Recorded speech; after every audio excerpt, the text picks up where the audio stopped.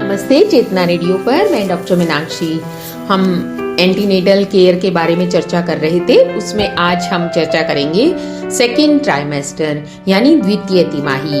जब पूरी गर्भावस्था को हम काउंट करते हैं तो उसमें हमने 3 ट्राइमेस्टर बताए थे। जो बीच का ट्राइमेस्टर होता है, बीच की तिमाही होती है, वो चौथा, 5वां, 6ठा महीना होता है, उसे कहते हैं, यानी 13वें हफ्ते से लेकर के 28वें हफ्ते तक।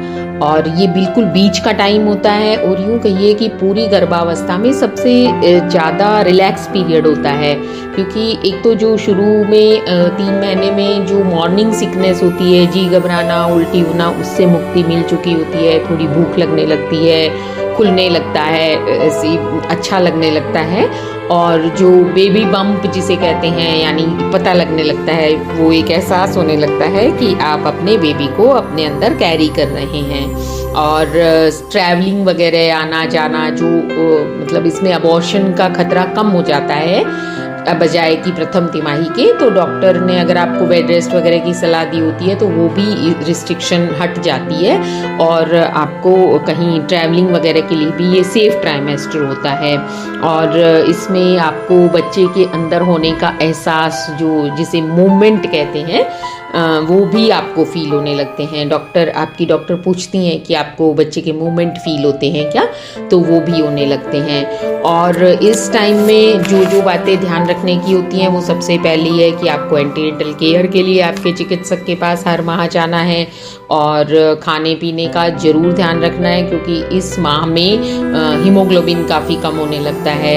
हीमोडाइल्यूशन होता है, पूरी बॉडी अकोमोडेट करती है, ब्लड वॉल्यूम भी बढ़ता है, तो उसके अनुपात में हीमोग्लोबिन गिरता है। इसलिए खाने पीने का, हरी सब्जी वगैरह, आयरन सप्लीमेंट्स इसी समय से दिए जाते हैं। तो आप अपने चिकित्सक के पास जाएंगे। एक तो टिटनस के दोनों डोज अगर नहीं लगवाए हैं शुरू में तो वो लगते हैं। दूसरा, खाने पीने की सलाह और आयरन सप्लीमेंट्स, कैल्शियम सप्लीमेंट्स दिए जाते हैं। और आपका एंटीनेटल कार्ड अगर नहीं बना है तो वो बनाया जाता है।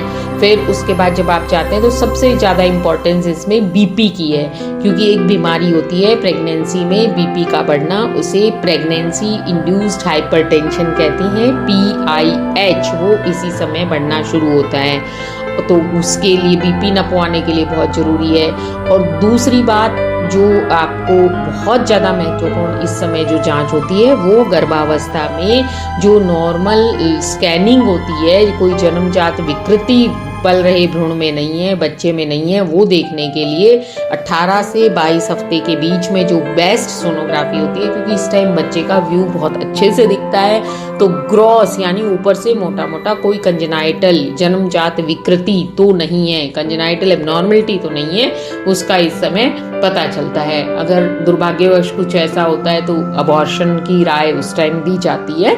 तो इसलिए अपने को जितनी जल्दी अपन पता करवा लें तो अपन सेफ हो जाते हैं कि जो गर्भ में पल रहा भ्रूण है वो सही है। और अगर उससे भी और ज़्यादा डिटेल्ड स्टडी चाहिए होती है तो सेकंड लेवल स्कैन जिसे कहते हैं, रंगीन सोनोग्राफी या 4D मशीन से होती है, वो 26 से 28 वीक में कराई जाती है, जब 6ठा महीना पूरा हो जाता है। तो इस सेकेंड ट्राइमेस्टर में आपको अवश्य अपने चिकित्सक के पास जाकर एंटीनेटल चेकअप कराना चाहिए, खाने पीने का ध्यान रखना चाहिए, लाइट वॉक करनी चाहिए, थोड़ी बहुत एक्सरसाइज करनी चाहिए, बच्चे के मूवमेंट के बारे में आपको ध्यान देना चाहिए, हो रहा है नहीं हो रहा है। और एबनॉर्मल जो चीज़ें होती हैं, जो परेशानी होती है, वो इसमें एक तो बैक एक ज़्यादा होने लग जाता है, क्योंकि जो बच्चा बढ़ता है, बच्चेदानी का आकार बढ़ता है, तो जो रीढ़ की हड्डी होती है उसमें थोड़ा झुकाव आ जाता है, जिसे लॉर्डोसिस बोलते हैं, उसकी वजह से बैक एक होता है। और हल्की फुल्की अगर कोई ब्लीडिंग वगैरह हो तो तुरंत आपको जाकर चिकित्सक को दिखाना चाहिए।